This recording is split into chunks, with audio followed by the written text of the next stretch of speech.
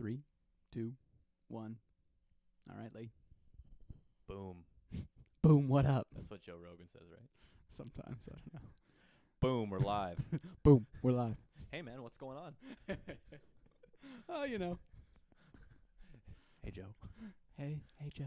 Yeah, why don't you just move that up to your mouth? Yeah, about a fist. Yeah, just face, thanks. Right here, is that good? Yeah, that's great. That's great. Looks at Jamie. So what are we doing here tonight? What we're doing is you and I are starting a business, and this episode is not the business. The business is a cushion business. We're selling floor cushions, and this is not a hypothetical. This is what we're doing in real life for people who don't have the background. It is a business that's registered in BC. Registered in the province of British Columbia. We're selling floor cushions that are multi-purpose cushions for people to use in their homes, and they're mindful objects is what one of our taglines will be. Absolutely. So the idea of this podcast is we'll shortly be creating a business plan, a comprehensive business plan, because we're at the point where we have a product in place, just about, and we're really ready to get the site set up and distribution model set up. But we're fleshing out a business plan before we go any further, because we want really to make sure that we have thought constructively about this before going ahead any further, because we're pretty serious about it now. Yep. So this podcast is a chance for us to interview one another on our respective pieces of the business plan as a way to kind of generate ideas. Flesh out bad ones. Identify bad ones, perhaps. Identify bad ones, and I think just in general to get the juices flowing, and then also for the listener to maybe get excited about getting your next sexy floor cushion in your house. Yeah, and so I guess the name is a good place to start. Yes.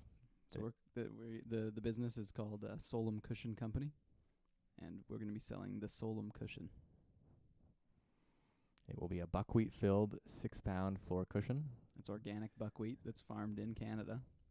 Farmed in Canada, delivered by Dan and Fran DeRuick from Top of the Hill Farm, Manitoba. Shouts out to them. Yeah, big shouts out.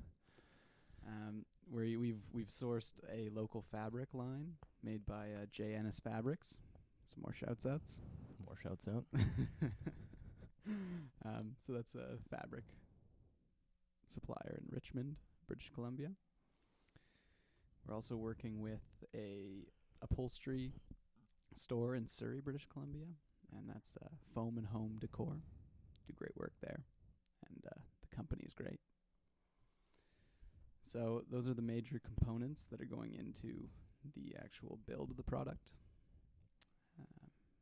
Short of a couple little, tags, packaging, etc. But that's the bones of the operation. Yes. And I can't speak for the fabric in the cushion, but all other components and manufacturing of the product are made in Canada. So the highest quality meditation cushion / floor cushion. Absolutely. All right. So as Liam said, we're going to kind of just grill each other and see who pisses their pants first, I guess. Yes, precisely. So Brett's working on a few different things. The two that I'm going to be putting him to the grill on will be the customer profile, so who we are targeting with our product, and pricing. So really just the unit cost to make it and what we'll be selling it for, and all the pieces that play into that decision making. Absolutely. He gave me the math part because I can't read, so.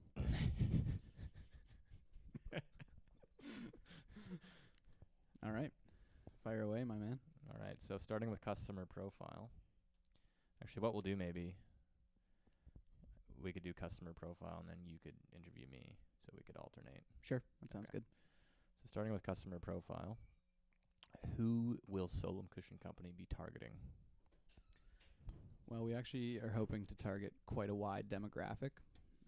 So the simple one to answer is generally what age will the people be that are buying these cushions? And the way I see it is we're actually going to have quite a wide age range. I think it's going to be roughly from 20 years of age to 50.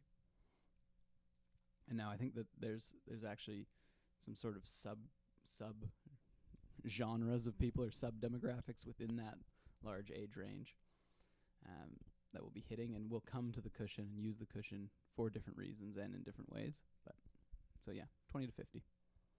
So, and then I to expand a little more, those people, as I see it, will generally be in urban city center areas. Not to ostracize anyone else, but I say that because generally the living quarters in urban and city centers are much smaller, and that's really where the floor cushion's going to shine, is that alternative seating that doesn't take up much room. So picture you live in a studio apartment, you got room for one couch, but you want to have your posse of, several friends over. You're not all gonna, well, I won't speak for your friend group, but you're probably not all stacking up on the couch. And you also, you don't have room for another couch. So if you got 3-4 of these cushions stacked up in the corner, you just whip those out.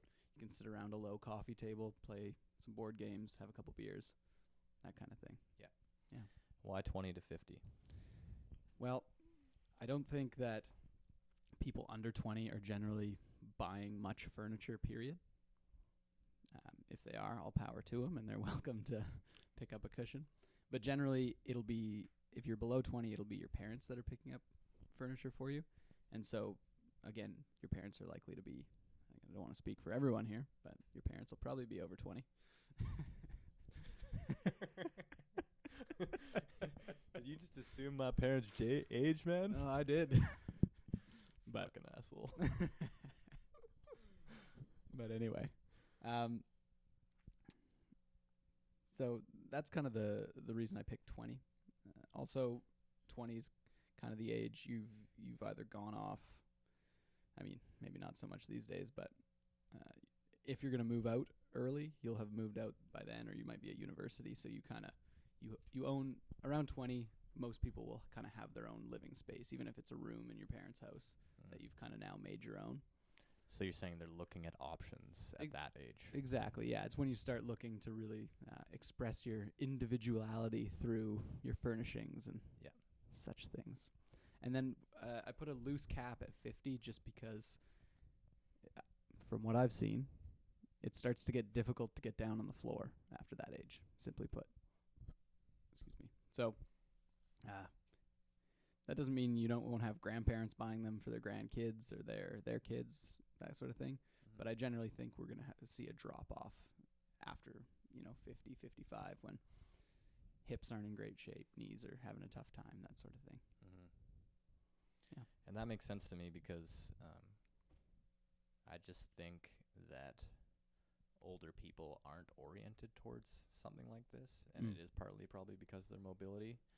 But maybe 20 years down the road, like, we're looking at a healthier millennial generation, I think, that maybe when they're above 50, it could appeal to them, possibly. But at this point, like, that generation of folks, I don't, for whatever reason that may be, it doesn't seem to strike me that they would want something like No, this. I think you're nailing the head right there. It's maybe not all about the physical. There's also a bit of a culture mismatch there where people, our generation, when we're 50, might be more open to sitting on the floor, simply put. Mm-hmm. Yeah. That's, I think, what you're getting at. Yes. Yeah. Cool. So 20 to 50 living in urban areas still leaves a lot of range. Right. A lot of room for variance. Mm-hmm. So how do you see any subsets of people that that the product will fit with? Because the idea of building a customer profile obviously is to build a marketing plan around, or a target audience. Yeah. Do you see another subset, or do you not want to exclude anyone that's outside of those kind of parameters that you've set? Yeah, I definitely don't want to exclude anyone, and I hope that we do, in fact, appeal to pretty much everyone who falls in that range, 20 to 50 years old. Mm-hmm. But I do think it's important to drill down on sort of like the hot spots within that range. And so, off the top of my head, I can think of sort of the groups who are kind of already using similar products to this. So that's people who are pretty focused on meditation, yoga, those sorts of activities. I mean, they've already adopted this product essentially, and we're hoping to just provide a higher quality version. Right. So I think that we'll have success bringing them in for sure. I also see, so if we, that's not necessarily mostly young people, but there certainly are a lot of people in the younger age range of that scale who fall into that group. I would say that there's going to be probably a hotspot, and I hope to see a hotspot in parents who have younger children. So if we're to put a bit of an age range on that, let's say most parents with young kids are between 30 and 40. Is that fair to say? Maybe 30 and 35. Whatever the age is, there's going to be that hotspot where I'd love to see people buying these for their kids when they're playing on the playing with Lego on the ground, that sort of thing.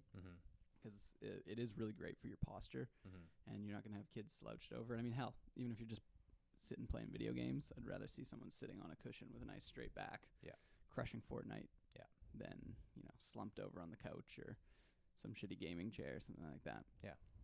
So definitely see a hotspot there. Another one that I've been thinking about recently is office workers. And I say this because I'm an office worker who took this into work, and I actually just lowered my desk all the way down and sat my ass on one of our cushions, and it was awesome. I was able. You also got fired the next day. Yeah, well, I was on my way out anyway.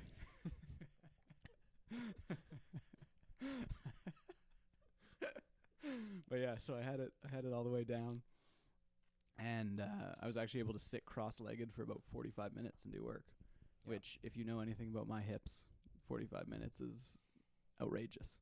Yes, it's an achievement. Would that be a stretch? No, not at all. You might actually be underselling me there.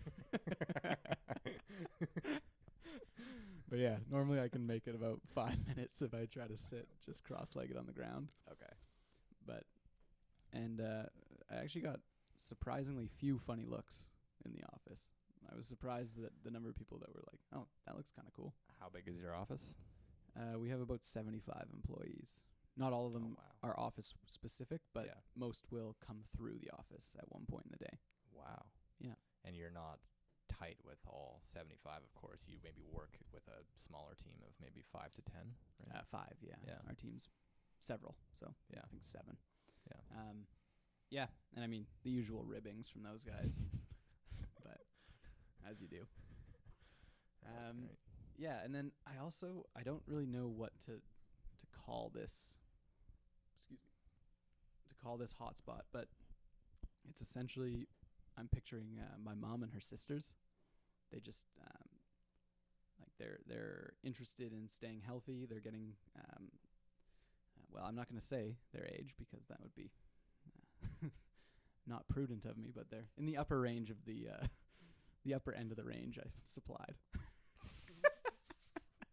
So they're all over 50. But not far. But not far.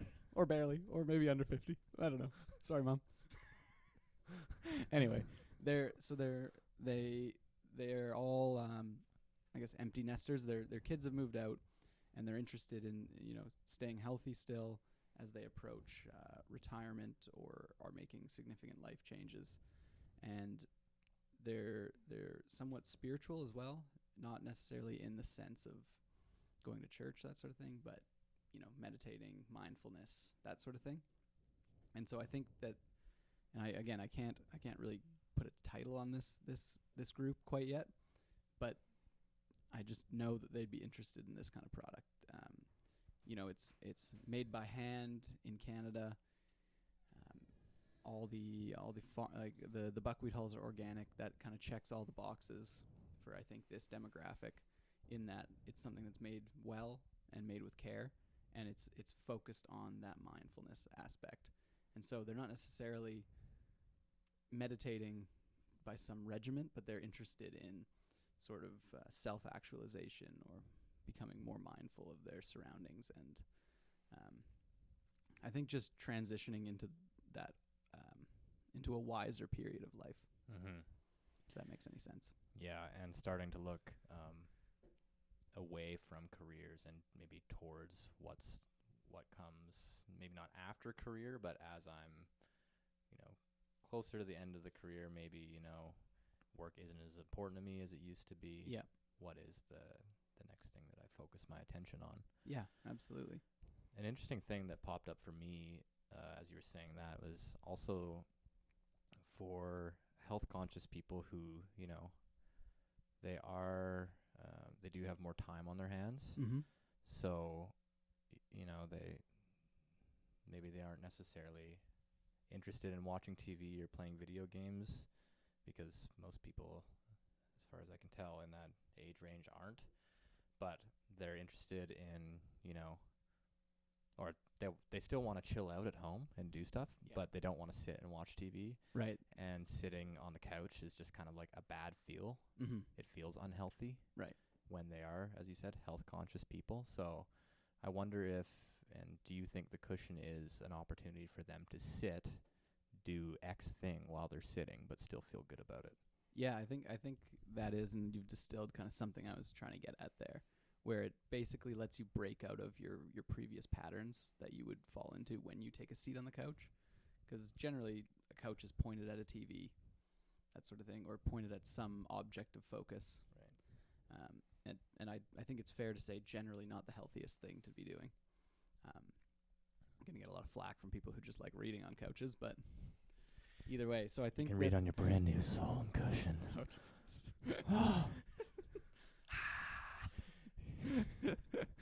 Soak up all that knowledge.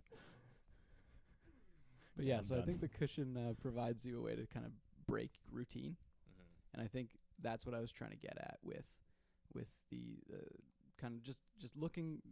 The people in this demographic are looking to break the routines that they fell into through, a long career, that sort of thing, and they're ready to retire. But as like I've noticed that they're certainly healthier than the last cohort to retire, so they're not quite ready to just sail into the sunset.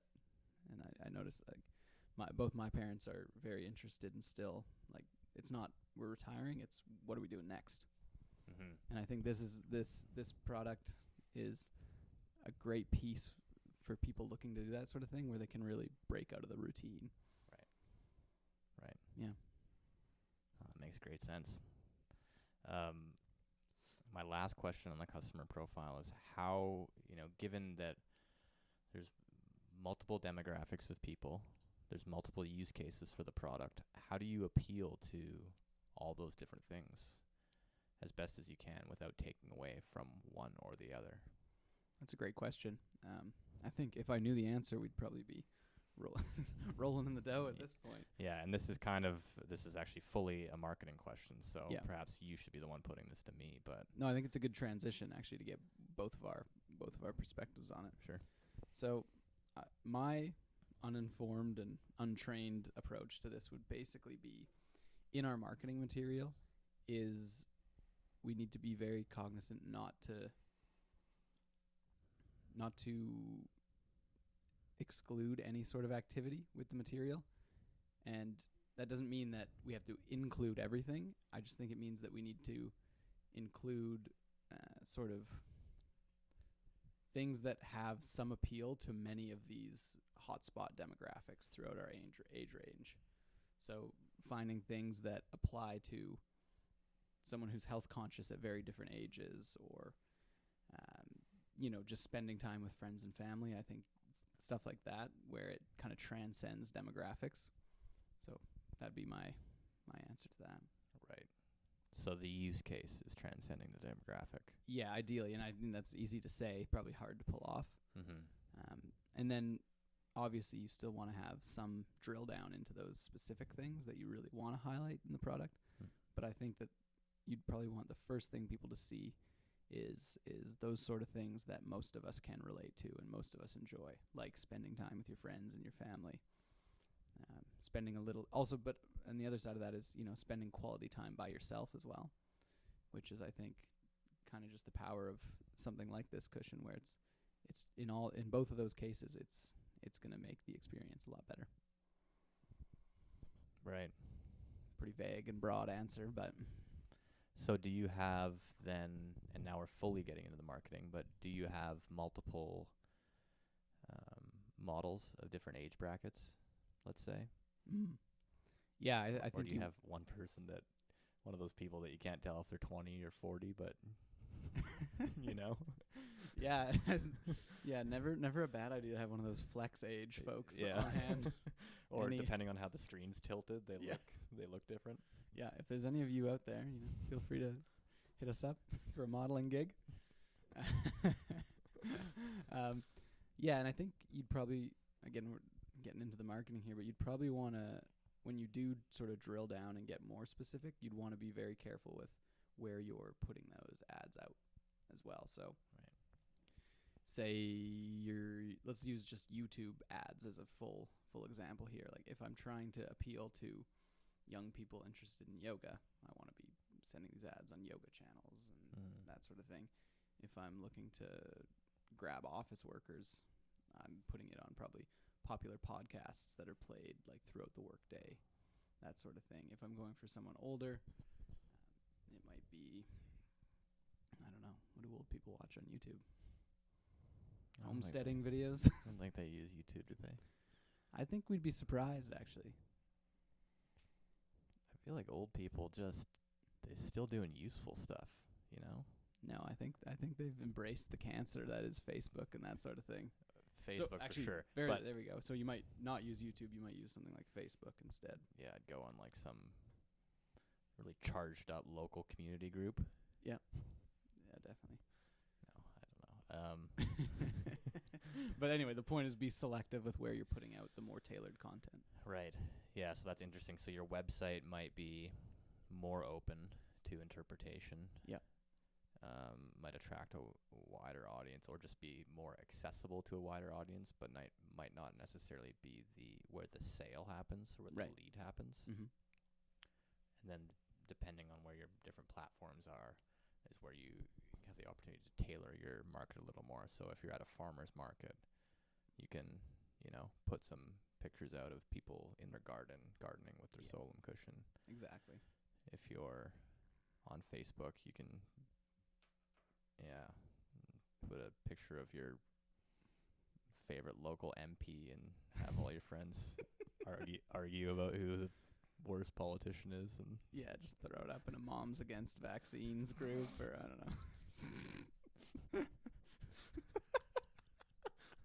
You just have a photo of a mother vaccinating her child on a Solum cushion. Well, buckwheat hulls are antimicrobial, so it's not the worst place you could do it. All right. Noted. Get that quick plug in there. That's a really good point. And that's actually really helpful, because I think you want the conversion to happen where you're trying to sell the product, right? Mm-hmm. Not, once someone's at your website, that they've either clicked on an ad or they've searched something in Google for it. Yes. Yeah. Okay, noted. I'm going to write a little something there. Beauty. I invite you to take it away on the marketing side, because those are all my questions. Sweet, man. Yeah, that's a pretty good transition anyway. So I guess just to zoom out a little bit, could you give me just a high level, what are the main steps to this marketing plan that you see? And sort of, if you can, in the order you'd like to see them occur as well. Okay. This is, to be honest, the first time I've really thought about it. Well, good a place as any. So,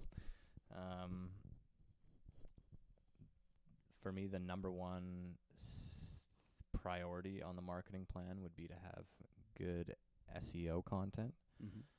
so that we know that the people are coming to the site are people who have searched for it specifically, and we can get some sort of traction on what are the kinds of things people are clicking on and searching for, and that data is already out there through Google keyword searches and whatnot, so it's quite accessible to us. Right. We already have transparency into that, basically. Yes, exactly. And I think as a practice, it's just a really good thing to do off the get-go, Yep. to just get your domain authority built up as soon as possible, because Google is such a, if working properly, is such a frictionless process for getting people to your site, Right. and you don't have to pay a dime. I mean, assuming that you did your own SEO work and stuff like that, which Mhm. you know, whether or not we do is up to us. But at the end of the day, it's a very once you have it in place, it's a very low cost, low low energy solution. It's working for you. Right. After that, once you have the domain authority built, you have the content on your site. It's attracting people. You have your site up for a long time. The Mhm. domain authority is being built up. So first priority for me would definitely be SEO, and that is targeting people who are searching for meditation cushions. I mean, we've done some keyword planning already, you and I, Mhm. so we kind of know the keywords that are attractive to people in the space. And as far as I can tell, it really is around how to meditate, best meditation posture. We haven't done so much around the floor cushion space, but I think just buckwheat hulls would be a good thing. Yep. Simply because they are the defining feature of the cushion Right. that allow it to sit up tall. That's what makes it a floor cushion. Yeah, and gives it that elasticity to bounce back and take its original shape after you've been sitting on it, and supports Yeah. that good posture. Yeah. Like anyone who's searching for a buckwheat hull cushion is either searching for a sleeping product, which is one thing, or they're searching for something that actually props them up. They're not looking for just any old cushion. Right. So in both of those cases, even if they were just looking for a buckwheat hull pillow, they still have a familiarity with buckwheat that we could Mhm. potentially sell them on. So Totally. it's probably pretty good. I just have a quick. So, do you think it's fair to say, because you mentioned it's important to get this right off the bat? Yeah. Do you think in doing that you also basically open up a window to learn more about the customer profile? Yes. Like, and say we're surprised by some keywords that are driving traffic to our site, that might help us identify new hotspots within that age range. Is that fair to say? Yes. Yeah. Yeah. Cool. Yeah, I don't think I have anything to add to that, but I think it would definitely be a good test to, you know, if we're getting a lot of action on one particular keyword, double down on it and write a few more articles. Yep, And things absolutely. like that. And it's also, I think, perhaps the most valuable thing with SEO will be, it is our thing that's keeping us from quitting, because we know that SEO can take at least 6 months, Yep. sometimes a year and a half to really build up. And then once it happens almost overnight. There's a bit of a tipping point. There's right? a tipping point. Yeah. So it's all to say that, you know, if the business is not doing that great for the first 6 months or so, or a year, it's all the more reason to stick to it, because we actually don't know. And double down on that SEO content. And to double down on Yeah. it, yeah. Even if it means, you know, time spent or a little bit of money spent,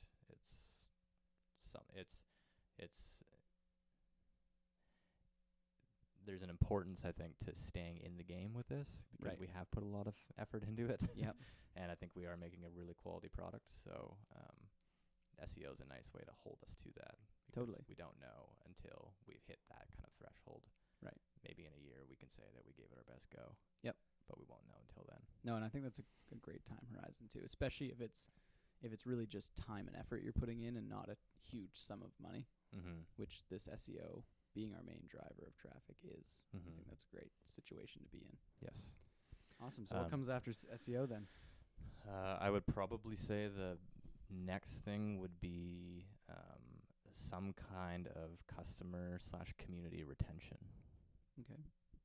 So before ads, before too much work on social media, basically anyone who buys, there's a plan in place probably from the outset that anyone who buys a cushion will get some kind of promotional or community-oriented product with the cushion that they buy.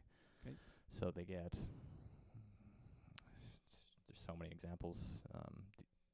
I don't know if any of them are good or which one the best would be the best, but you know, a coupon, Stickers are classic. a friend referral code. Yeah. Tweet your, or not tweet, but Instagram a picture of you sitting with your Solom cushion. Mm-hmm. Like us and follow us. Yeah. There's obviously brand implications for that because, we're selling a high quality product, and sometimes I think that kind of marketing can take away and cheapen your product a little bit. Yeah, you need to be careful about how you do it. Yeah.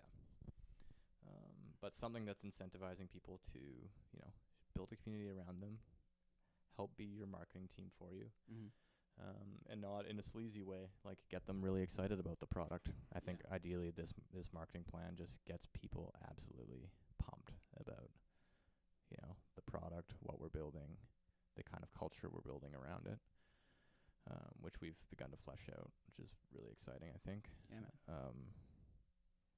So I don't have specifics, unfortunately, but something that is retaining those customers or putting them to work in the most exploitive way possible, because they're genuinely excited about what they're buying. So I would probably say it would be sharing with your family or friends, like a referral code. Yep. Or sharing online would be probably the two. Yeah. Seems right. Maybe it's easier to think of bad examples. Can you think of a couple that you for sure want to avoid?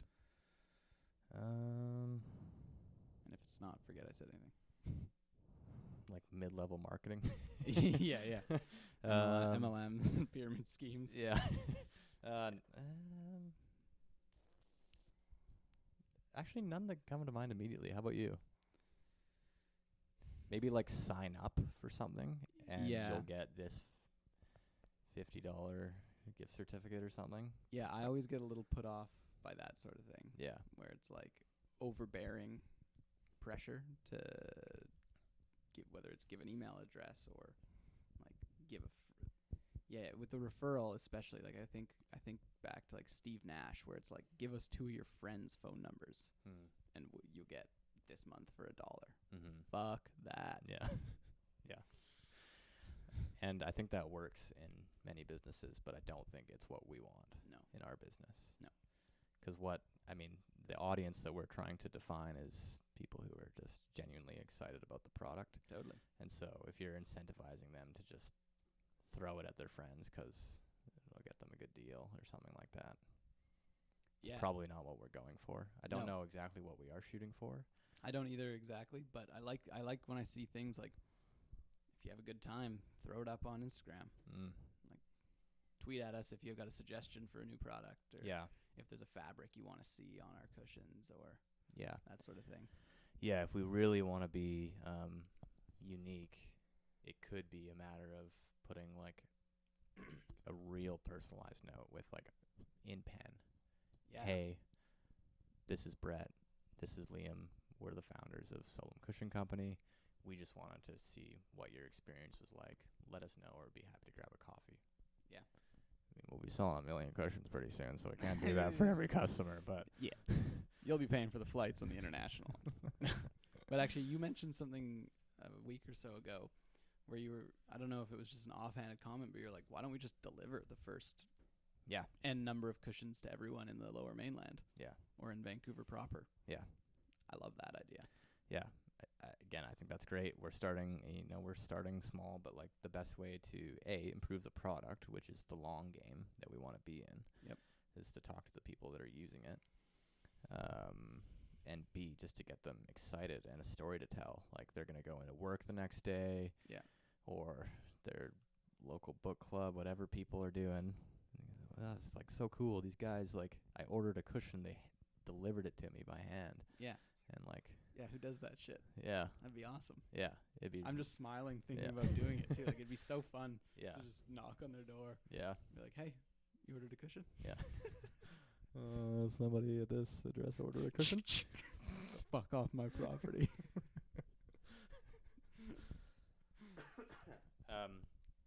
Yeah, that's kind of a tangent on the second one, but I think that's big. I think the community and the energy around the product is a big one. Yeah. And again, it's because we are trying to do a quality product and a quality brand.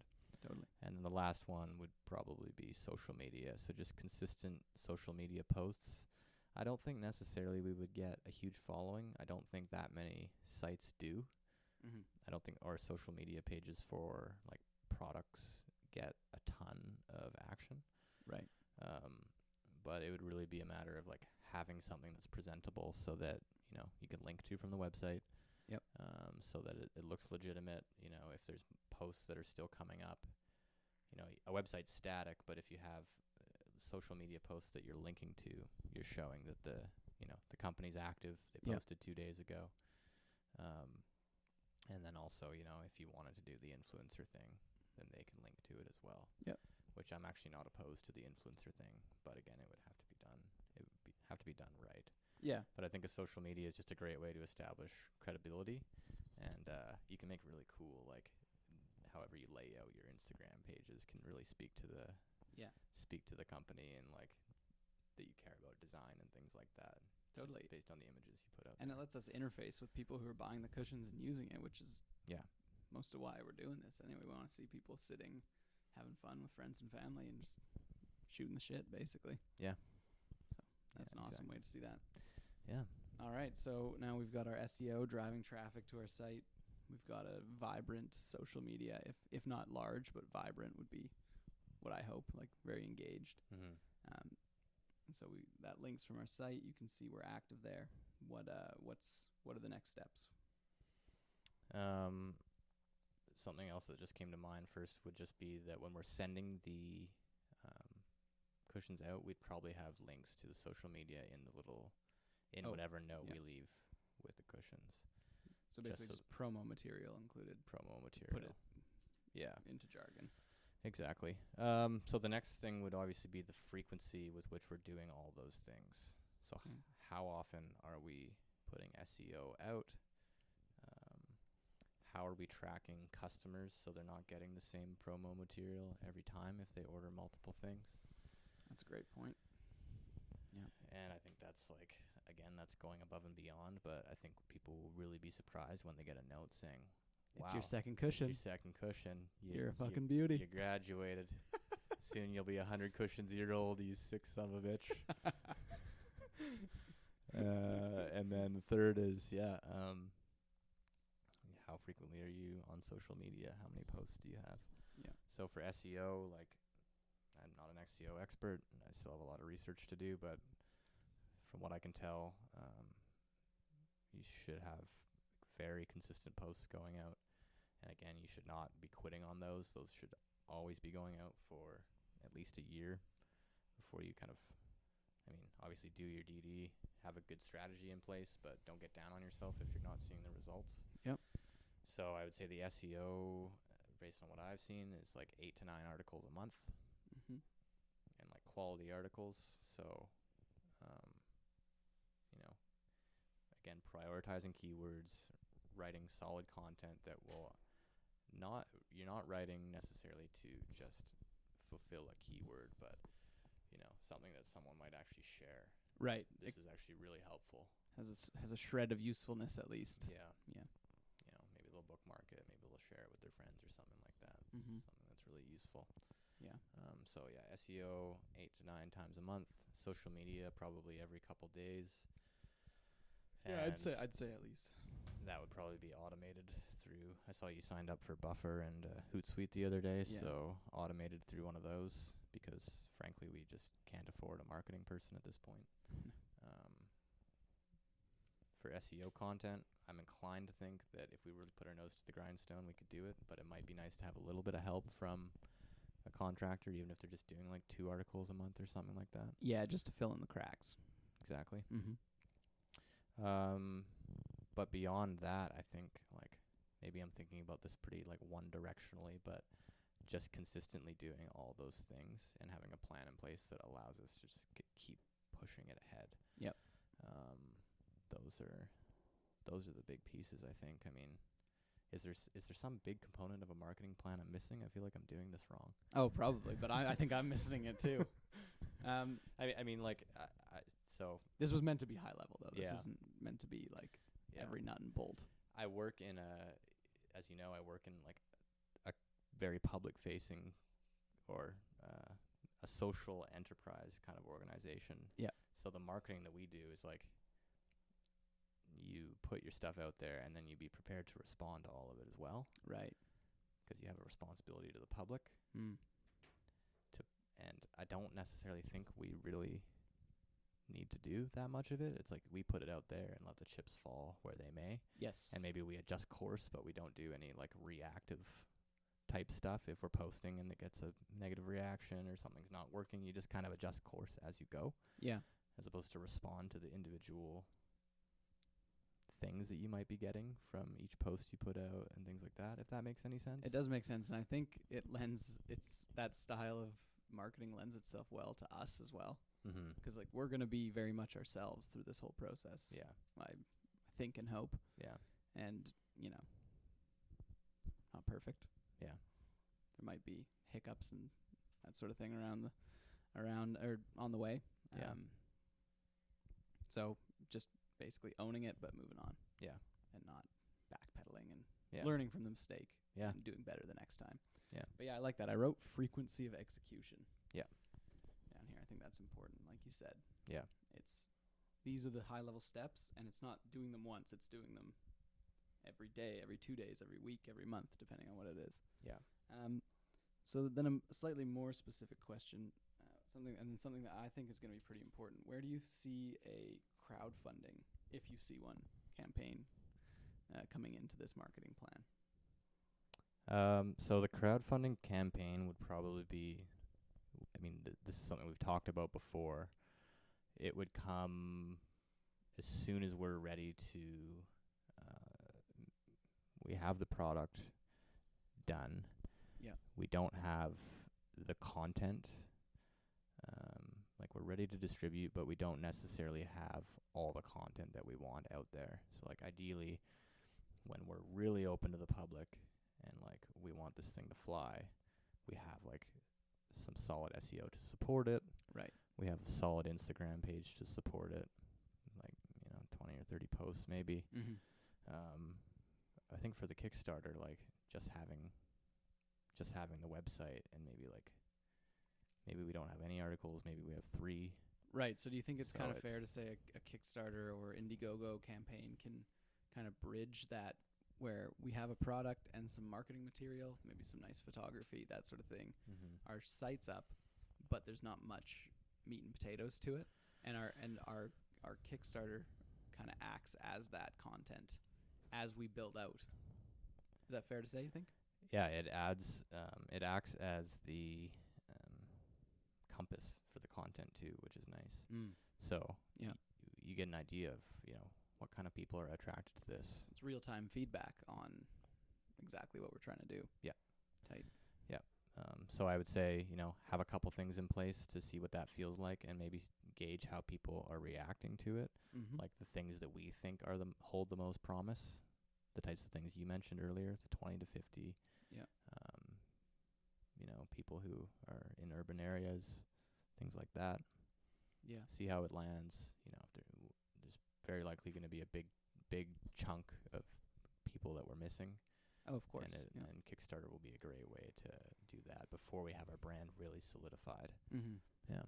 Sweet. Oh, excuse me.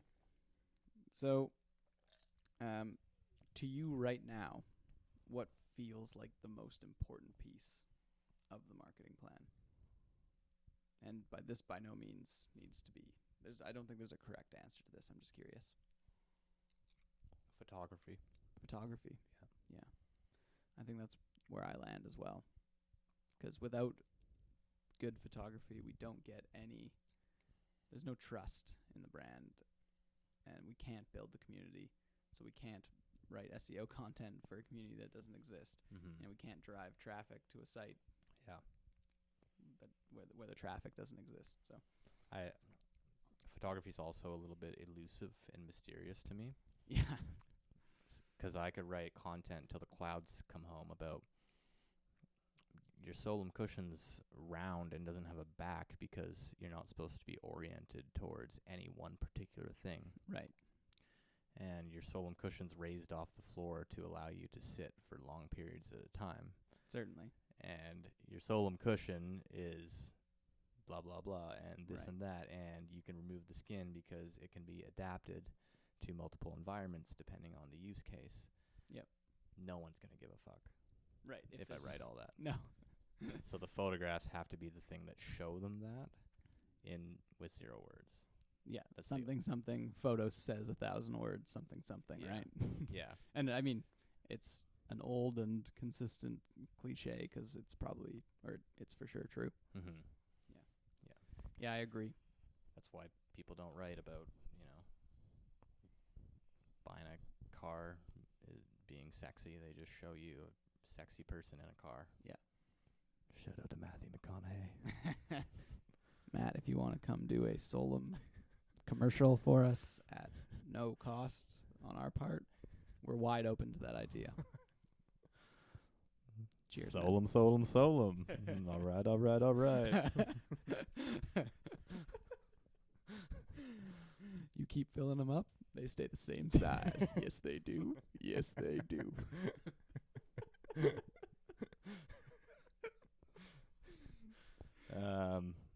Yeah, the photography's pretty key. Well, it is the key, I think, to show people. Yes, I couldn't agree more. I stumbled over myself explaining the cushion to a coworker today, and then I realized that even if I was good at sales, it's no match for good photos. Right. I think. That's the thing, and it makes me.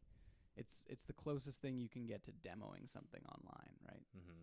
Like as far as a physical product. Yeah. Like if we can't necessarily give you a cushion to try every time, but you can see someone using a cushion as you would if the photography is there.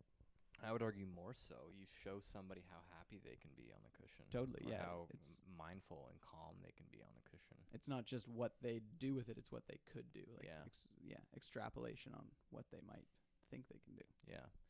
Yeah, like we talked about going to a farmer's market. I worry, like, you offer people to demo it at a farmer's market, and they're sitting in a field with a bunch of people looking at them Right. on it, and they feel uncomfortable. Well, that's why we'll be sitting on it full time as we're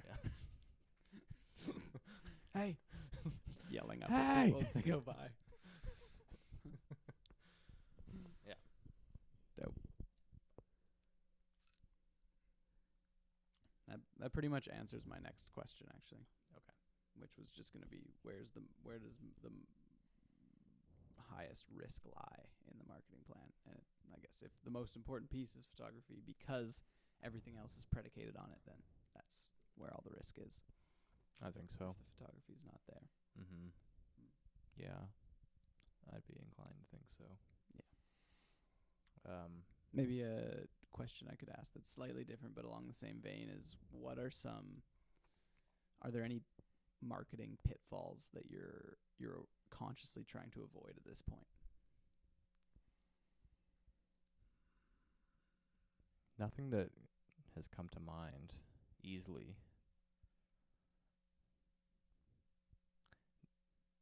I think that's just a fine answer. We're probably going to find them as we come up with bad ideas and pass them by. I think the only thing is we can't be there's no danger in being as different as possible with this type of product, because the last thing we want is for people to say, why would the fuck would I pay $100 for a cushion? Yeah. It's not a cushion. Right. It's a floor cushion. It's not a fucking cushion. So being misunderstood maybe would be the biggest risk, and that's very high level. I think any marketing plan is going to try to avoid that, but we want people to come to the page and immediately understand what's going on here. And one piece of that is this isn't a meditation cushion. Right. It can be used as a meditation cushion. This is a floor cushion. We're having fun with these mics. Yeah, this is our first time with actual mics recording a podcast, so the voice acting is going to be strong in this one. Never you mind that, though. We can do some Rusco style beatboxing later. Liam will. To clarify. Yeah, though I think making sure that the value proposition of the product is very clear. Yeah. Is probably the biggest risk. Yeah. That we run. Okay. You mentioned something interesting where it was you were saying essentially if we're too normal, we run that risk Yeah. of missing the chance to communicate our value proposition. Mm-hmm. So I think that there's probably now I'm just speaking generally, there's companies or products that you do want to be perceived as sort of run of the mill and normal and reliable, that sort of thing, right? Yeah. But then there's very much things like what we're trying to do and what you see in, say, like maybe Lululemon's a pretty good example where they're kind of out there, and that's why they're showing it's like, oh, well, you can be different, we're different, you can be different, and that's fine. We can all use this great line of products, that sort of thing. So besides that, are there any other companies kind of in that we're different or weird that have done that marketing very well, and they show their value proposition by being very different than their competition?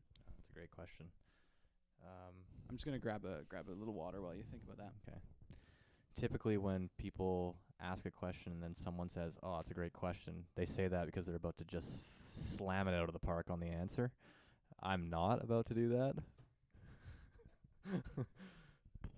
But God, I wish I did. 'Cause I love being able to say, "Oh, great question," and then just kill it. Yeah. Yeah.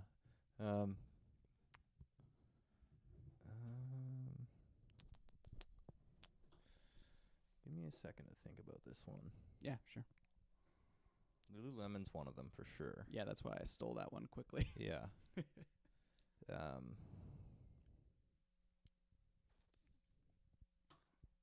give you another example. This is not evergreen content. This is a Vancouver-specific example.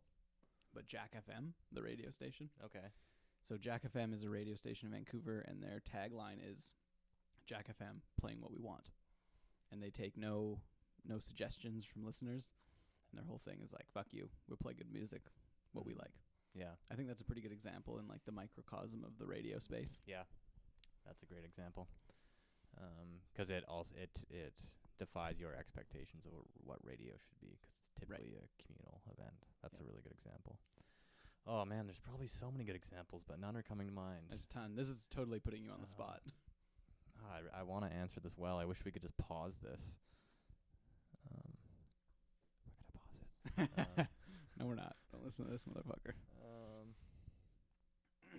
Give me just a couple more minutes. Actually, I gotta go to the washroom, so. Okay. Yeah.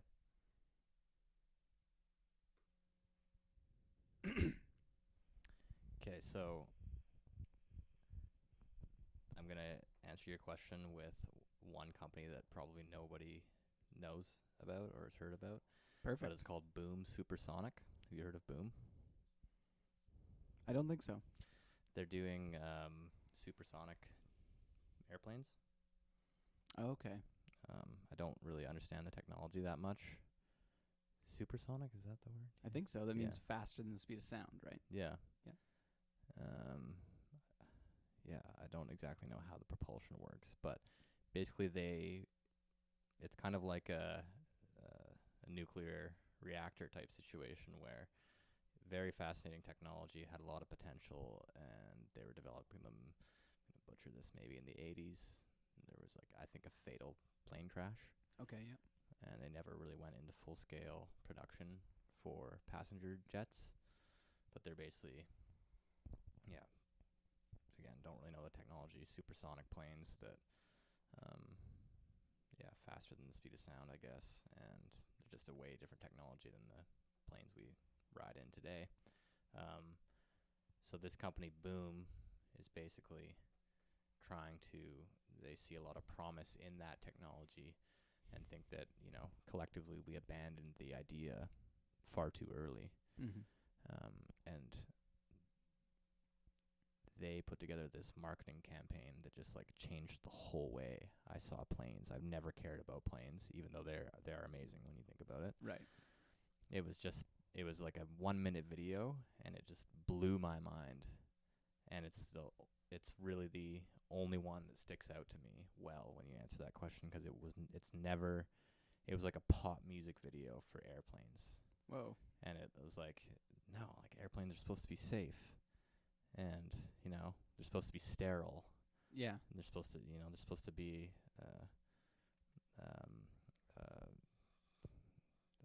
what the fuck do you call the people that serve you peanuts and stuff on the airplane? Hosts or I almost said hostess too. Stewardess? Stewards and stewardesses. Okay. Yikes. You expect them to be delivering the safety instructions, things like that, right? Mm-hmm. And this video was like fast, in your face, probably would give epileptic people a seizure, like really intense, but like fun and exciting. Nice. And it was so cool. And I remember thinking it just defied all my expectations about what an airplane ad would ever be. Mm-hmm. And that's what made it interesting to me. And I think that's essentially what I was trying to say when I said that the cushions would be something similar. Yeah, well, I think that makes a lot of sense. Ours might not be quite as exciting as planes going at the speed of sound, but I like to think it's actually cooler. No, but the theme is more about breaking expectations. Right, exactly. So it doesn't need to be a fast cushion ad, but it can be. But it's like, hey, you don't sit on the floor much. Yeah. Here's a way to do it that's dope. Yeah. Something that intrigues people, Mm-hmm. makes them think about something they hadn't thought about, like in a light that they hadn't thought about before, and as a result excites them. I think that basically breaks. So it doesn't necessarily need to be, fast, catchy, in your face. It just needs to intrigue and break your expectations in such a way that you're excited and interested in it. Yeah. Again, I don't know how exactly we do that with a floor cushion. This is something to be fleshed out more in the marketing plan, but it probably does look something like, look at all the ways you can be healthy, productive, the person you want to be, which for most people is healthy, wealthy, wise. Early to bed, early to rise. Makes a man healthy, wealthy, and wise. So showing them that, sitting, maybe this is just proposal, but maybe that's the thing. Showing them that sitting is actually the way to do that. Right. Because they always thought that moving, being busy, being on the phone, rushing in and out of a meeting, reading 50 books a day, 50 bucks a day. A bit much, but damn, son. Yeah, I'd say that. Another interesting company is Red Bull. Yeah. Nice. Nice. Pretty cool. Nice. Yeah. I think, those guys fucking crushed. Yeah. Yeah, they kind of broke. Well, those guys and gals. They kind of broke, I think, the expectation of what a drink company could be. Well, they're not a drink company anymore, no. I would argue. Were they ever a drink company? Was GoPro ever a camera company? That's another good example, though. Yeah. Yeah. No, that's all. Those are all great examples. I feel like you have like a stock of these types of examples in your head, though. Do you care to share any other ones that? Ooh, interesting. You yoinked Red Bull right out of my arsenal, I will say. Some other ones.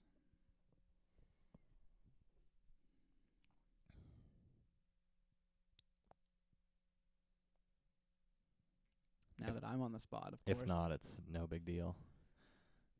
No, I don't think I have any off the top of my head beyond what's been mentioned. I mean, of course, there's tons, but... Yeah. But this is why I said it's a great question, is because the people who really do it well, they do stick in your head.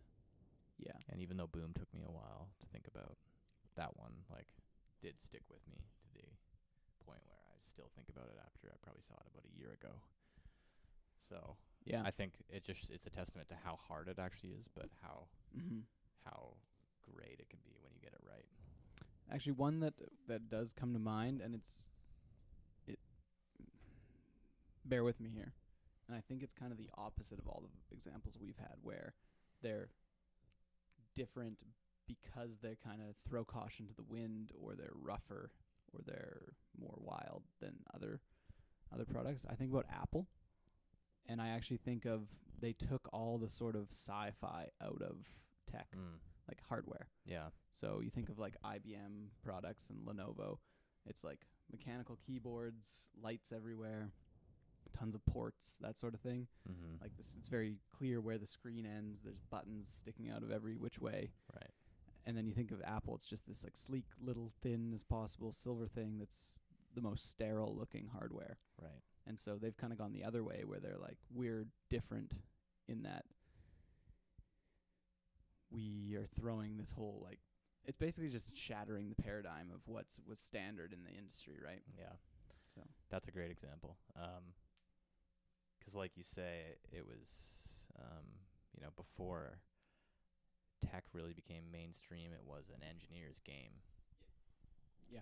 So it was the type of people who were attracted and wanted to show the intrigue of these things that fascinated them, Mm-hmm. but couldn't see past that to say, oh, okay, the general public is not interested. Right. Who cares? And the precursor company, there's a really good documentary that I need to finish called General Magic. Have you seen that? No, I haven't.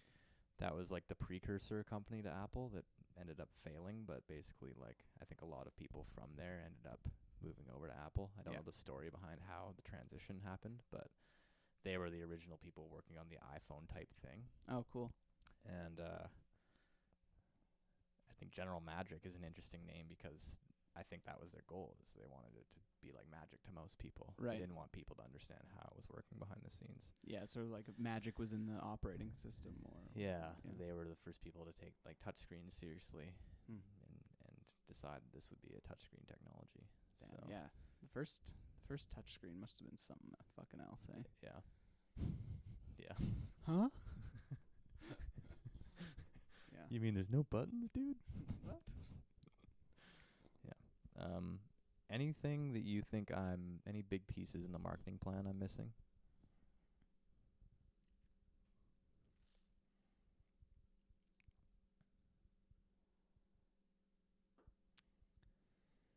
I think you've touched on it a little bit, but maybe it would be a good thing to address directly. What do you think the biggest factor will be in turning traffic into conversions or converting traffic into sales?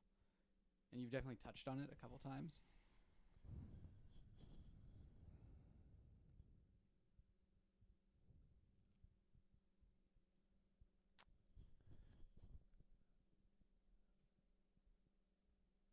Probably again the photography, people feeling like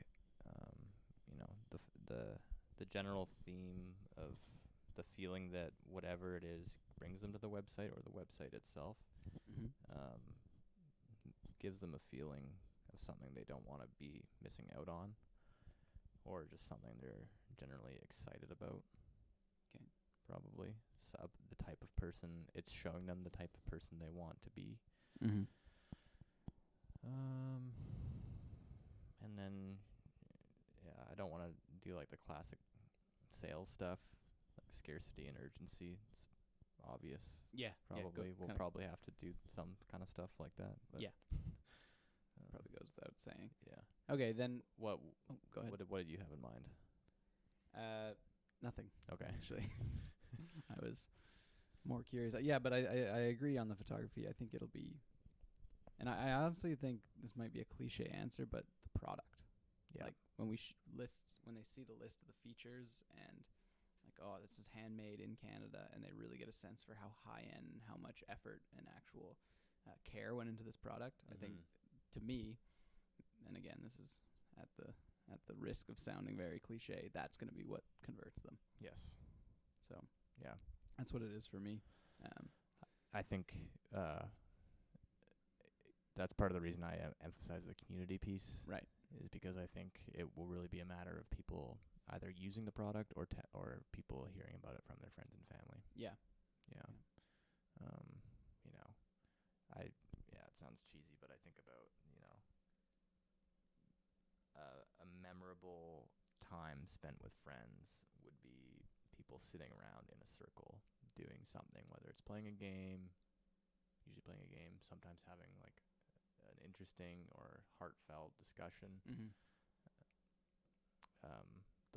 I don't think people get the opportunity to do that much because you have a couch facing one direction. Yeah.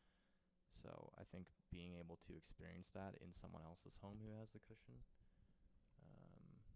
could be a really good, could be like one of the like basically word of mouth referrals or experience referrals, if that's a term. Yeah. Might be a big piece converting people. Yeah, that's a great point, man. The sitting face to face is something that most, besides like restaurants, cafes, that sort of situation, like it's almost discouraged in a lot of forums we have these days. Like you say, the couch, Yes. you know, buses and stuff, everything's facing the same direction for the most part. And then if you think about it, like times where you have been just like sitting in if you think about it, like sitting in a circle, think about how many good times you've had just sitting with your friends or family in a circle. Like when I'm back at my parents' house, the best times we're having is when we're all standing around the island. Yeah. And just like everyone's in a circle, Yeah. just bullshitting. Yeah. Or like that's why camping's so good, because you always just congregate around the fire and you just sit around there and talk shit to each other and that sort of thing.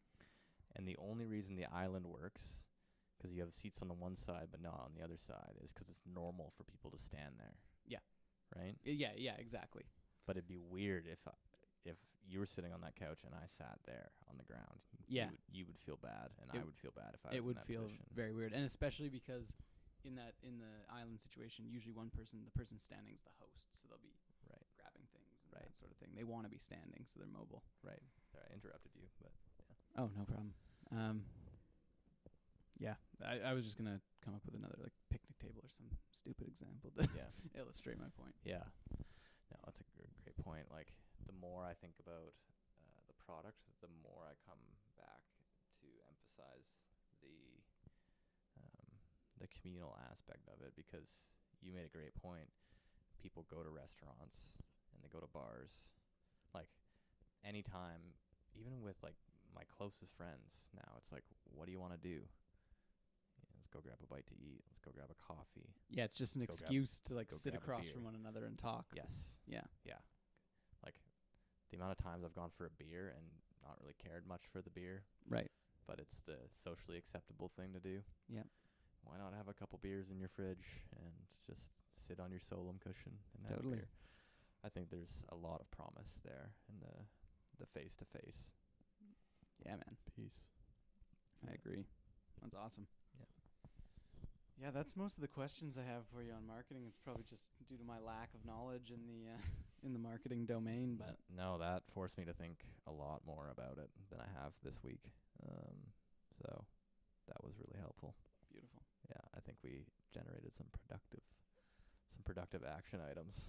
Hell yeah, man. We are an hour and 7 in. What's your night looking like? Do you want to keep going, or do you want to? I can go if you want. If you want to go. Yeah, not do anything. Might go for a run later, but yeah, you sure? Gotta digest that fucking Donnie's. So. All right.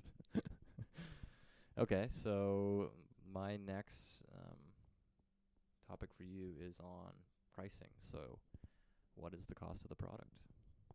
The cost of the product to us or to the customer? Both. All right.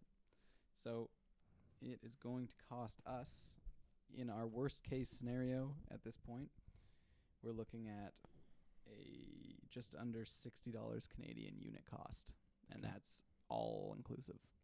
The entire business. Yes. Apart from marketing. Okay. It's everything that touches the product, essentially. So that is manufacturing, cost of goods to create, and any promotional material we might include. Right. Obviously, depending how intense we get, we might get a few dollars more on there, but that's our conservative estimate. So to sew the cushion and include include the fabric, we're looking at about $40. Depending on a few features we're looking at adding, that can fluctuate by about $5. And if we can get, as we get volume increasing, we're going to see that cost coming down as well. Hopefully also the cost of the fabric as we're ordering more. Yeah. The filling, so the organic buckwheat hulls, we have essentially a max price. I don't want to say target price, but maximum price of $3 a pound. Yeah. So if we hit that, we're looking at about $18 per cushion. But so far, as you've noticed and you found, we've gotten actually almost half to half that target price. So we were looking at, for our first 50 or so cushions, we'll be filling them for about probably just under $2 Nice. A pound. Yeah. So our largest order was at $1.60 a pound, which is great. So if we use that number, it's a lot closer to $10 per cushion to fill. Okay. So as I said, 60, but that might come down by about $10 based on a couple decisions we're yet to make. Okay. So that 60 is worst case scenario. And then, the $10 it could come down, that's realistic in the short term. That's realistic within the first one or two orders. Yeah. Yeah, absolutely. So there's even more room beyond 50 to say, if we scale up. Yeah, economy of production. scale. This is not taking any economy of scales into account. So Right. that's all us just basically sorting out a couple of decisions that we're yet to make. Right. But so 60 is our most conservative estimate. Okay. Worst case scenario. And that's including the stamp and the promotional material, the box, the tape, and then the zipper pull as well. Okay. All right. And then so what we are going to be doing is we're going to be selling that at 100% margin. So the customer's going to get that for $120 Canadian. Mm-hmm. And depending on where they live, they might have to eat the shipping cost as well. Okay. But I think people will understand, given that we're a Canadian-based company, Mm-hmm. and if they're ordering from a long ways away, they're going to have to pay to get a great product out there. Yeah. But it's going to be worth it for them, for sure. How do we justify that cost when someone can go to Amazon and get a cushion for, $40, $50? And again, this is tied in with the marketing plan, but Yeah, so I guess it's important to preface that we're spending the time and our money to make sure that this is the best floor cushion on the market. Just simple as that. hands down. Yeah. Hard stop right there. Yeah. We understand it might not be the most prudent thing to do. If you're thinking about it purely from a pragmatic, how much money can I make Yeah. sense? But I think we both agree that in the long term, if you really want to build an awesome company and product, you got to believe in it yourself. Mm. And if we were outsourcing labor to China or somewhere in India, that sort of thing, we just wouldn't feel good about doing that. Mm. And we wouldn't feel as confident in our product if we were doing that. Mm. So part of that price is, or all of that price is, that we are providing the best cushion, period. And I think that's going to be evidenced just by the durability. So let's say you order one of those $40 cushions. Not only is that being the manufacturing's being done overseas, so that comes with all the issues that we're all pretty well acquainted with at this point. The factories with terrible conditions, child labor, all that sort of thing. Mm. I also think you're going to get much lower quality as well. Yeah. And you and I both know, we've spoken with our manufacturer, because there were some of our competitors, no names here, but some of We'll throw mud. No. Some of our competitors they did outsource to China, and they almost had 50% of the cushions they were receiving, they had to send to our manufacturer just to get them repaired and in a place where they could sell them. Mm-hmm. And so I think that really speaks volumes to the kind of quality you can expect from us, as opposed to those lower price point. As well, it's going to be the quality of ingredients. So a lot of those cushions aren't filled with buckwheat hulls. They're stuffed with cotton, foam shavings, this sort of thing. Obviously, these are all difficult to recycle materials, especially in such small quantities. I think everyone's kind of getting on board these days, at least everyone in my circles, is that we do have to sort of take a little bit of ownership of this planet and do a bit better job, at least reusing and recycling where we can, and at least being conscious and trying to make the best decisions. So we're really offering in this space the best decision as far as that goes, because we have organically farmed buckwheat hulls. So those are some of the best farming practices you're going to find in Canada. These are just in the world. Maybe? Potentially in the world, I would say. Yeah. That's fair to say. Yeah. So this is organic material. It's not, you throw this out God forbid your Solom cushion spilt a little bit of buckwheat on the ground. Oh, You know, it's just it's like a pine cone falling on the ground. It's not like if you were to get some memory foam shavings everywhere and they blew all about. mm-hmm. So it's a much more responsible product is what I think I'm trying to bluther through here. Absolutely. And, you know, I think people will really value the fact that they can see that in the product. Yeah. Because and so, yeah, go ahead. Go ahead. I was just going to say, like you say, they can see that. And we've intentionally made this product really transparent. You can unzip everything. You can take the cover off. It's going to be washable, so you can chuck that in. That's another piece that not a lot of other cushion companies are doing. Mm-hmm. At best, they say you can wipe their product down with disinfectant, which that's only the outside. Yeah. Come on, guys. There's a couple other pieces to this thing. So yeah, and not only that, you get to see exactly what this thing's made of. So, like we're not trying to hide anything. We are as company runners and as a company, we're going to be completely transparent with our practices, and our product mimics that as well. So you can see, you can stick your hand in there and pull out the buckwheat hulls if you don't believe us. Be my guest. Yeah. So all of that to say that we're doing things the right way and the responsible way, and it does mean that it's going to cost us a little more, and it's going to cost our customers a little more. But I think that those are the kinds of people we're here to serve. Is mm-hmm. the people who are willing to spend a few more dollars to have stronger stewardship of our planet, and they also get to expect the highest quality material in their product. Mm-hmm. Going back to the marketing plan a little bit, do you think that is a selling point for the product, or do you think that's a feature on the side, like a prerequisite that is ticked off but not a central consideration when marketing the product to people? Which specifically? Just that it's all natural, or not. The fabric is not necessarily all natural. I don't know what all natural fabric is, but organically sourced buckwheat hulls. I think responsibly made is probably a good way to just put that, because like you say, what's really natural? Like, people made it, so it's kind of natural. But either way, it's we're trying to do as little harm as we can. Right. So responsibly made, would that be a selling point? Would it be a central feature of a marketing plan, or would it be something on the side? I think that it's closer to a central feature to me. Yeah. Than it is for a sideline, because I think a lot of the people that are going to be interested in this sort of thing, in something that helps them be more productive, more healthy, are also interested in that for the planet and their community. Mm-hmm. Yeah. Okay.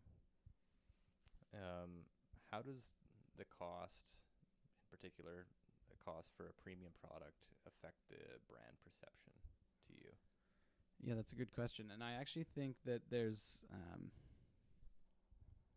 I think that it affects it in a positive way from our perspective.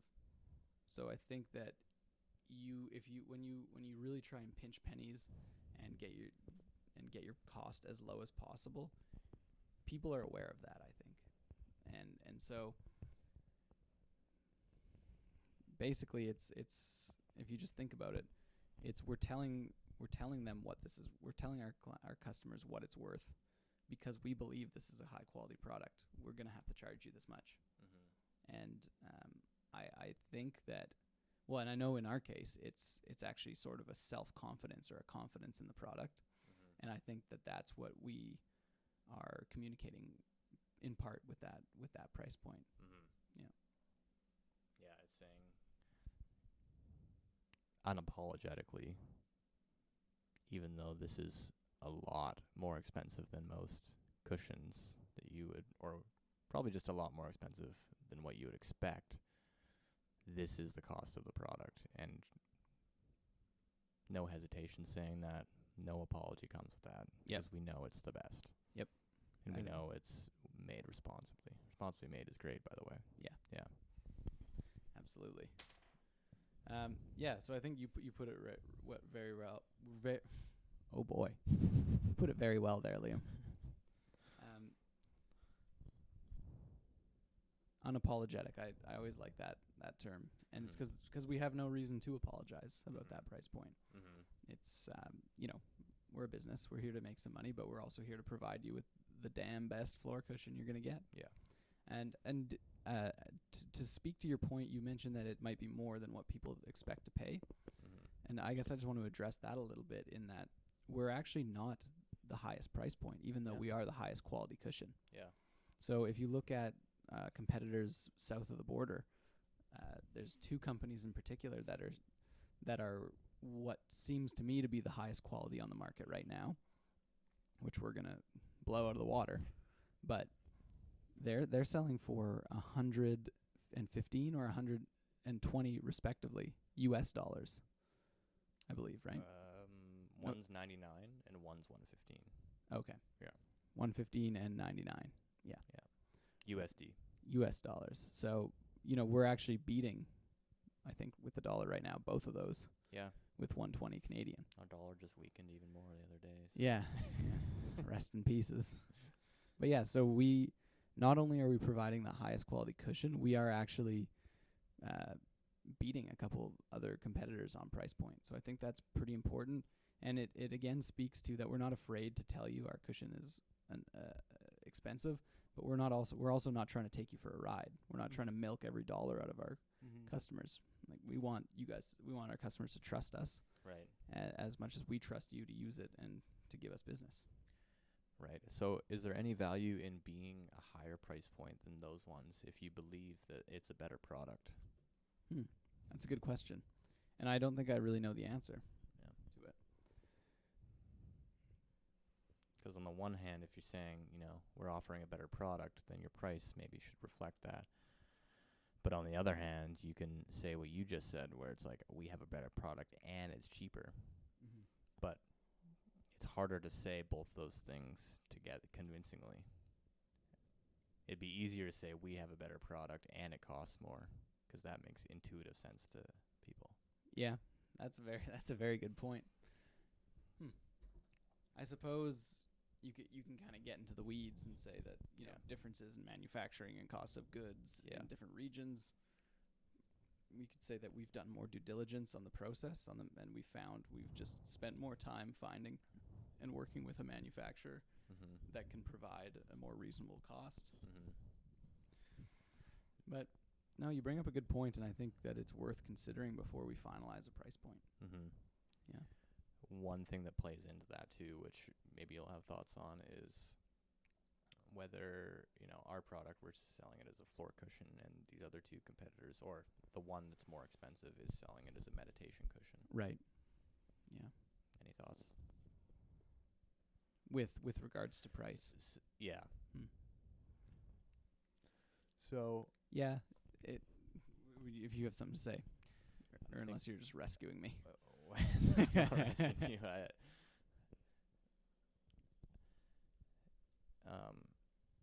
It's possible that they are serving a niche. Yeah, that's. And in doing so, they can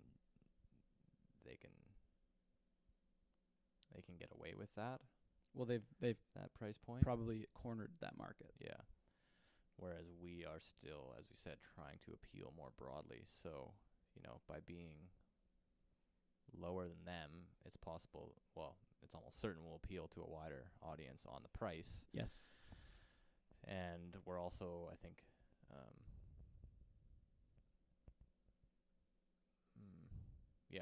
we're not sacrificing, as I said earlier, we're not doing that. We're not doing what I suggested earlier, which would be discounting the quality of the product with the price, because the two products are different. We're saying we're a floor cushion. We appeal to this wide audience. I think our product is distinct enough that we would separate ourselves from that competitor who's doing solely meditation cushions for a very particular niche audience. Yeah, I agree. Pricing it at that lower price point than them could, I argued earlier that it could discount the product, but I actually don't think it will. No, and based on that. To speak to that a little more, now that I've had some time to think, we aren't, if you think about it relatively, if you correct for currency, we aren't. Oh yeah. if you think about that, we aren't really actually. Of course, we are absolutely lower cost if you think about if you convert the currency. But what I'm trying to get at is that to Canadians, we are actually at a higher price point than the both of those. So we are 120 Canadian, whereas they're 115 US. So if you were just to look at those numbers on the site, ours is higher. So that I think that basically we might be actually hitting a really fine balance with that price point, where at a quick glance we are the higher price point. When you think about it and you realize it's US and Canadian, then you realize, oh, actually I'm getting a deal with these guys. But that immediate thought was, oh, 120. Okay, these guys are confident in that high. It's a it's a high quality product. That makes perfect sense to me. Yeah, I'm sold. Yeah. Buy me a cushion. I'll take 10. Yeah, and I think I'll take the whole lot. One other thing that factors into this conversation is that I mentioned earlier that you can actually take the cover off the cushion and wash it. Yeah. And so another implication of that is that people don't have to buy a second cushion from us if they want a different look. They can simply see if we offer multiple fabric lines, they can simply pick a different cover and they can just buy the cover from us. Mm-hmm. And so instead of spending another 120, because your buckwheat hulls are going to be in great shape and the inner liner that contain them is durable, mm-hmm. and you're going to have no problems with that. So if you don't need the second cushion for a second person and it's just for you, you can just spend much less, probably about half. I mean, yeah, thereabouts. About half, so about $60, and you'll get yourself into another cover. Mm-hmm. So whether that's one that's got some water resistance to it that you want to go outside with, mm-hmm. things like that we can look at, mm-hmm. right? Even if it's as simple as you want a different look for when you take it to your local meditation retreat or mm-hmm. or what have you. Mm-hmm. Say you have one for like I said before, you're going out cover. You're going to town. So your birthday suit? Well, I know. Whoa there. But so I think that there's actually a huge value add in that removability and the flexibility in that. Mm-hmm. In that with our competitor, you're forced to buy that second cushion if you mm-hmm. want a different look. Yeah. But with us, you have the customizability and flexibility to just kind of rewrap it. This makes perfect sense. And I think that helps explain to anyone who's listening, if anyone did have a reaction to that price, I think they would understand having listened to this. It's a pretty good, obviously we don't get to have that conversation with every potential customer. Right. It'll have to be reflected in the marketing. But I think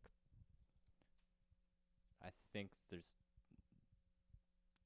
a well laid out argument here that you've presented that the high cost that might be unexpected to many people is definitely worth the product we're giving out. Right. Yeah. That answers all my questions. Great. Awesome, man. Oh. There was something else I was meant to ask you questions about, I think. Was there? Yeah, I think so. Was it distribution? Distribution. Yeah. So how do you see, just from a high level, starting at a high level, we'll drill down, I hope, what are your first thoughts for how we're going to distribute these as orders start coming in? So maybe if we just go from start to finish on one order. Yep. Someone who orders, they get a receipt and a tracking number.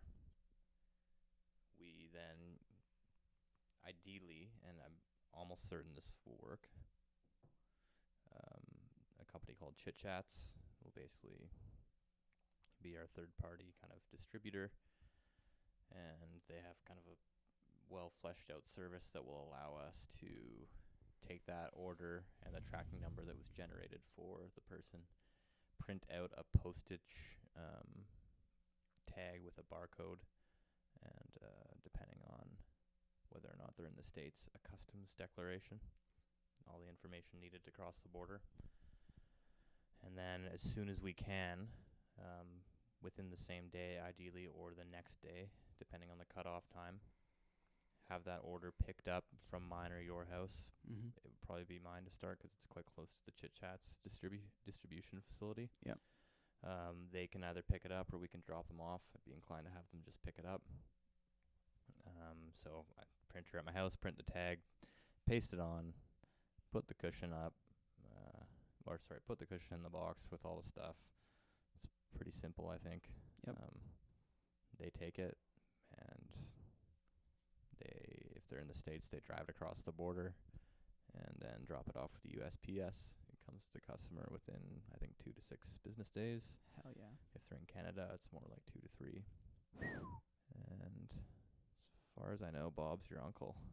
Bob's your uncle, Bernie's your fucking man, eh? Yeah, I think that's Oh, man.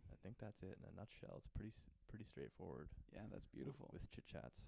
So, did I just hear my name signed up for packaging and labeling all of these?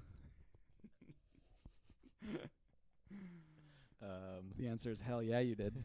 Hell yeah, you did. Yeah. And like we said, we're going to be actually hand delivering these for as long as we can to our customers in Vancouver. Yeah. So, yeah, committing to that right now, I think. Yeah. Hell yeah. Most definitely. All right, that's awesome. Yeah, I think that's it on distribution. Like, there's definitely customer service considerations too. Yeah, and I know that's something we really want to be strong on. Yeah. So have you kind of thought about our customer service sort of, what am I trying to say here, status quo or? Policy? Yes, policy. Thank you. Jesus. Yeah. Oof. Yeah, I would say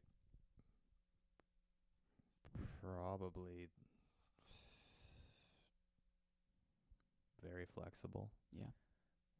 Obviously tracking, you obviously want to mitigate risk, and there's always risk with having a flexible customer service policy, but I think we would want to, if people aren't satisfied, they have the option to send it back to us. Mm-hmm. If there's a problem with the cushion, we'll send them more buckwheat hulls. Send us a picture of if it's faulty. You can either send it back to us and we'll repair it, or we'll send you another one. Yep.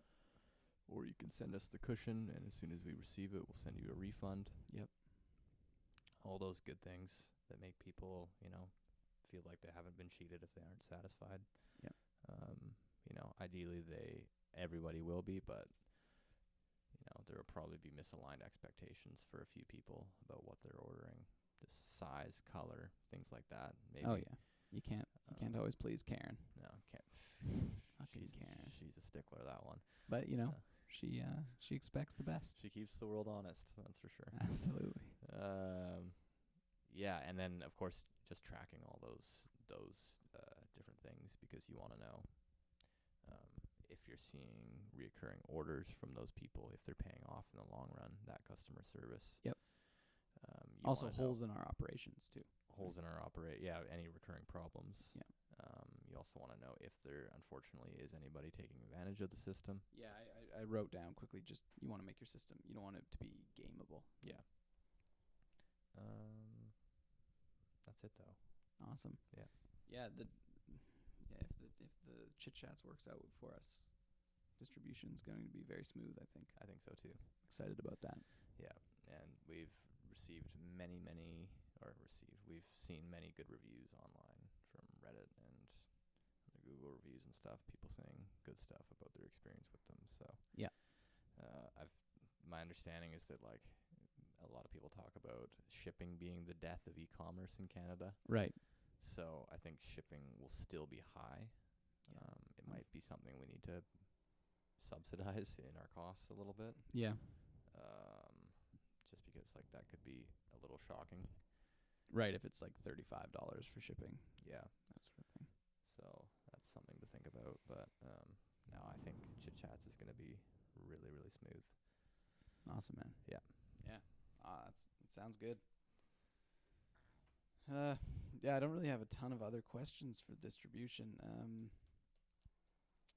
I guess sort of a distribution and finance thing that we've talked a little bit about is tax considerations. Yeah. If we are going to be selling in multiple different markets, municipalities, regions, states, provinces, countries, Mm-hmm. every one of those and their aunt can have different tax code, right? Mm-hmm. And so I was just going through the BC business registry, and it was like HST and GST, and then whether or not you need to collect or register for a PST account. Yeah. And then I was like, this is, I mean, complicated but manageable. Mm-hmm. And then you had mentioned the U.S. has something like 12,000 different tax codes over the 51. There's 51 states, right? 50? I think so. I don't know. 52? No. No, there's not two. Maybe. 50. Yeah. Yeah.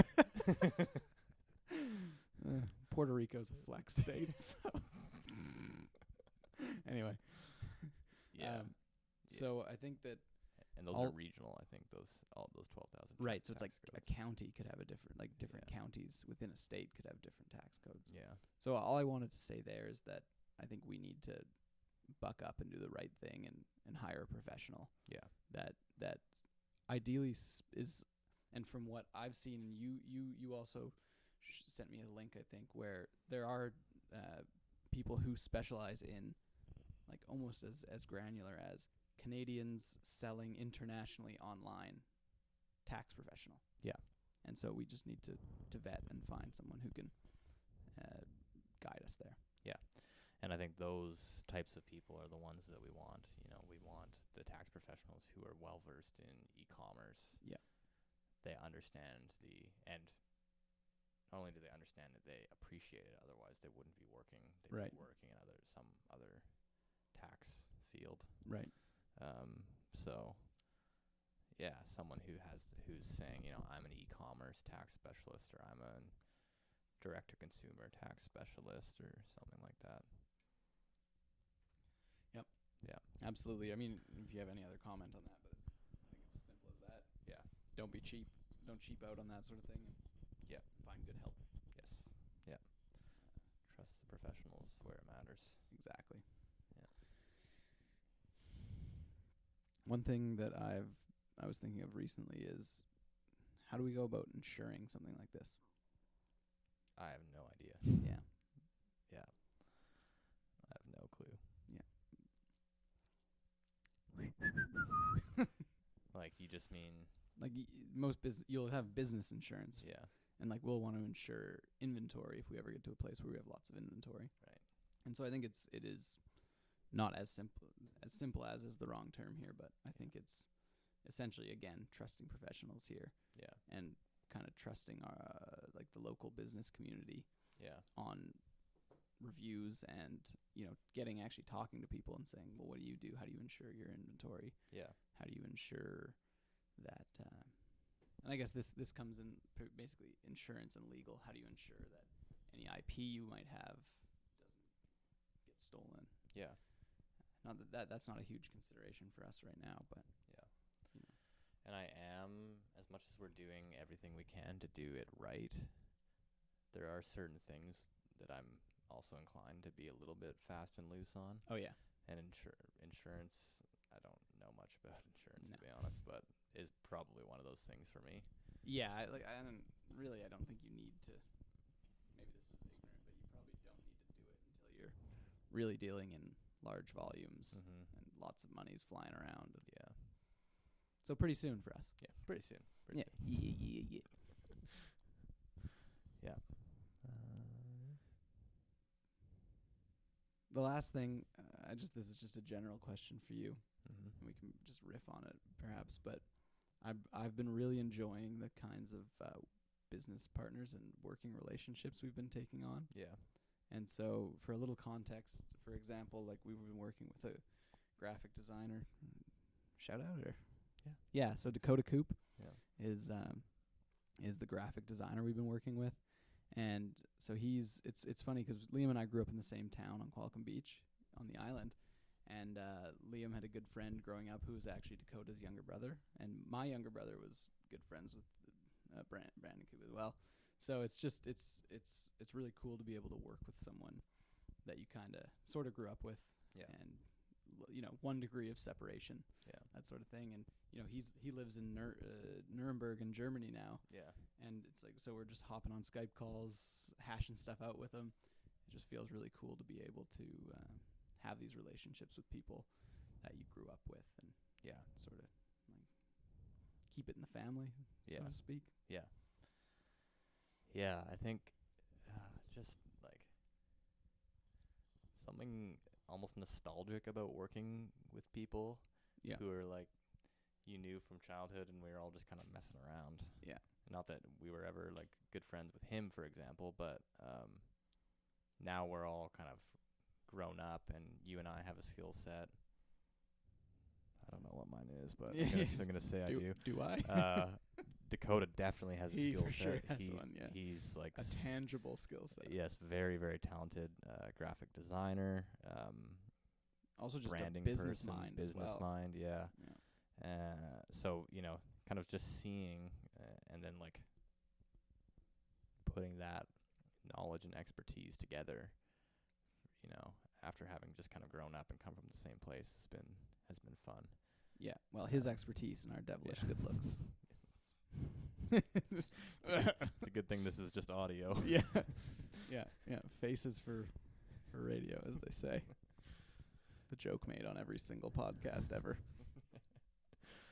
But no, definitely. It's been super fun to work with people who, for the most part, so far, just kind of had the best interests, as far as I can tell, the best interests of the business at heart for us. Mm-hmm. And they have business minds, and they're really looking at it from our perspective. And people who have been doing this kind of stuff longer than us, like Dakota, like the seamstress we've been working with. Yeah. They understand that if we're successful, they are successful too. Yeah. And they just want to. I think they're just very caring people, and they want to help us. So it's been a pleasure actually doing that work. Yeah. And I would encourage anyone who's interested in starting a business to do it, because it's. I'm gonna get all soft, but it's actually just like really wholesome and really fun, and a really great way to meet people who genuinely care. Like, it's one of the most like genuine and like enjoyable endeavors I've done.